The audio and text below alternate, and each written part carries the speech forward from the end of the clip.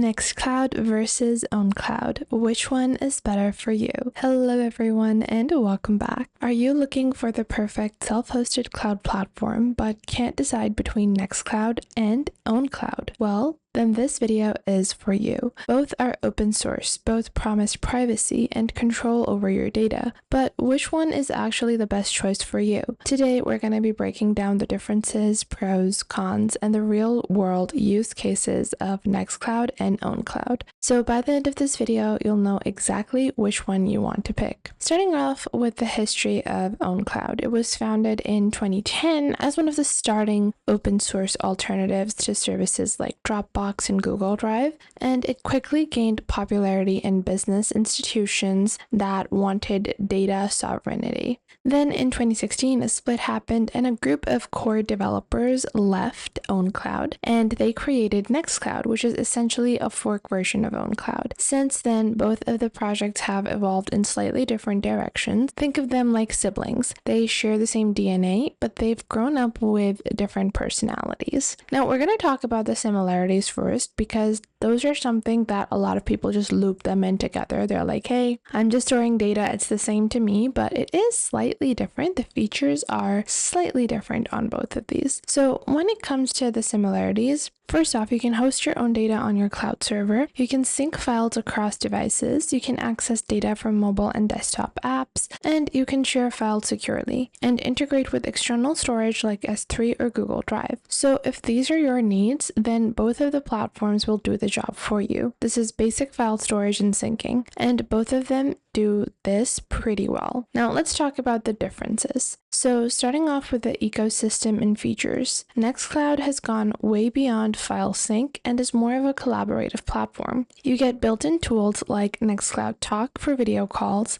and Nextcloud Mail and Calendar. You even have task management and even a full-on Office Suite integration with Collabora or OnlyOffice. When we compare this to OwnCloud, it is more focused still on file storage. So it's focused on storage and sharing, and it's a bit leaner if it comes to Dropbox style systems, but you will miss out on the all-in-one workspace vibe that Nextcloud brings if you opt for OwnCloud. Now, what about licensing and community? Because that is a major part for a lot of people. Well, both are open source, but the licensing model does differ. Nextcloud is fully a open sourced platform, so you can avail a instant trial right now by filling in your business email address, or you can just directly opt for Nextcloud. Even its enterprise features are available to everyone. OwnCloud, however, has a slightly different model. Now, if you're looking to get started on OwnCloud, then they have their open core model. The community edition is free, but many of their advanced features like ransomware protection or advanced file drop are enterprise only. This makes Nextcloud more appealing because it has all of their enterprise grade features available for small teams, hobbyists, communities, while OwnCloud caters strongly to corporate IT setups. Now, what about performance and scalability? Well, OwnCloud often performs slightly better with large enterprise deployments. Think tens of thousands of users. It has optimizations for databases handling and storing backends. Nextcloud, meanwhile, has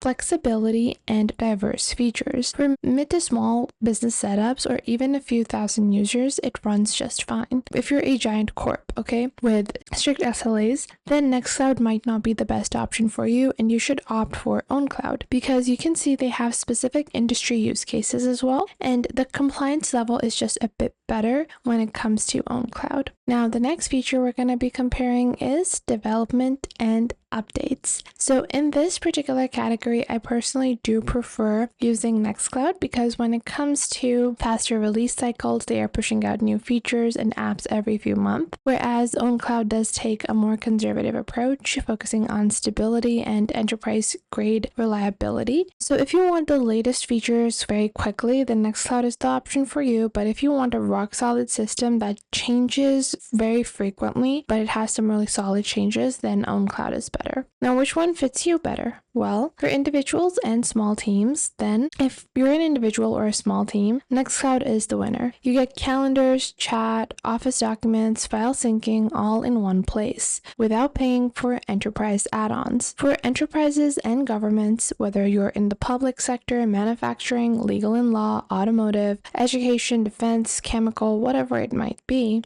then OwnCloud is definitely the better option for you. It has enterprise support, performance at scale, and paid features are designed for organizations that value predictability and SLAs over the new flashy tools. For privacy enthusiasts and NGOs, Nextcloud has a fully open source model that makes it ideal for transparency and maximum community support, and you won't hit any artificial paywalls when it comes to Nextcloud. So both of these platforms are meant to cater for their own audiences. The bottom line is Nextcloud is an all-in-one productivity platform with modern features and open source freedom, whereas OwnCloud is a platform that is still more so reserved for platforms, for businesses, for enterprises that are looking for a stable platform. Now, if you want to get started with either one of these, you can go into nextcloud.com, you can click on download directly, and you can choose the Nextcloud self-hosting on their server, or you can opt for a download for your desktop or mobile device, and you even have the ability to get an account, get a free account at a provider as well. And if you want to get your instant trial, but there are some limitations. So with the Nextcloud instant trial, you only get a 1-hour test drive and you cannot access it after that. You can, view all the features within 1 hour, and you're able to understand the platform and know whether or not this is going to be something that is suitable for you. However, it's not something that is meant for long-term trial usage. Whereas if you opt for OwnCloud, if you're looking to get started again, if you are interested in a demo, you can enter your company information, then you can just proceed and wait for their response. There is no direct free trial available of OwnCloud. So if you're just thinking, hey, I want to try it out and see if I like it, then you're not going to be able to do that because, it does have those limitations where you can only use OwnCloud if you are granted a trial, and they will assess whatever information that you have provided accordingly and find out if, you are eligible for a trial. And if you have a general inquiry, again, you still do have to contact them if you just have a general question about pricing